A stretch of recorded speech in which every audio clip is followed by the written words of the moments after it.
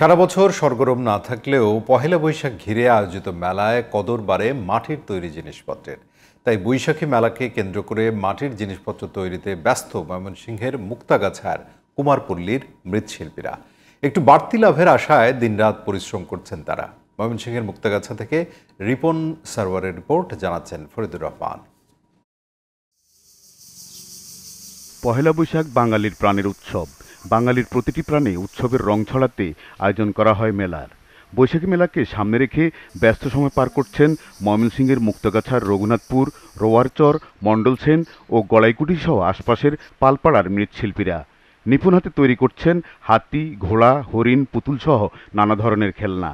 শেষ মুহূর্তে রঙের তুলির আঁচড়ে সাজিয়ে তুলেছেন খেলনাগুলো। পুতুল বানাই, ঘোড়া বানাই, কলসি বানাই। পাইকার আসে, পাইকাররা বাড়ি বাড়ি বিক্রি করে, আর আমরাও বৈশাখী মেলার মধ্যে বিক্রি করি। একদিকে মাটি ও খড়ির দাম বৃদ্ধি, অন্যদিকে তৈরিকৃত জিনিসপত্রের চাহিদা কম, তার উপর বাঙালির হৃদয়ের স্পন্দন মৃৎশিল্পকে প্রতিটি মুহূর্তে সংকুচিত করে যাচ্ছে প্লাস্টিক পণ্যের দৌরাত্ম্য। এত কিছুর পরও শুধু ব্যবসা নয়, যুগের পর যুগ ধরে এই মানুষগুলো ধরে রেখেছেন বাংলার মৃৎশিল্পের ঐতিহ্য। প্লাস্টিকের মাল বাজারে আইয়া আঙ্গুর মাটির মাল না কেউ নিতে চায় না। মাটির দাম বাড়ছে, খড়ির দাম বাড়ছে, এগুলি পুষায় না। ব্যবসা করিয়া তেমন একটা উন্নতি নাই।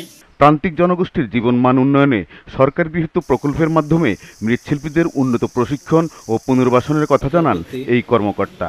প্রান্তিক জনগোষ্ঠীর জীবনমান উন্নয়ন প্রকল্প গৃহীত হয়েছে এবং সেই প্রকল্পের অধীনে সারা বাংলাদেশে জরিপ কার্যক্রম পরিচালিত হয়েছে এবং অনেক উপজেলায় তাদেরকে প্রশিক্ষণ এবং পুনর্বাসন করা হয়েছে।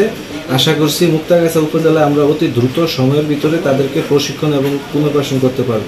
এই পেশাকে পুঁজি করে টিকে আছেন ময়মনসিংহের মুক্তাগাছা সহ আশেপাশের ১৫০ শতাধিক পরিবার। Faridur Rahman, GTV news.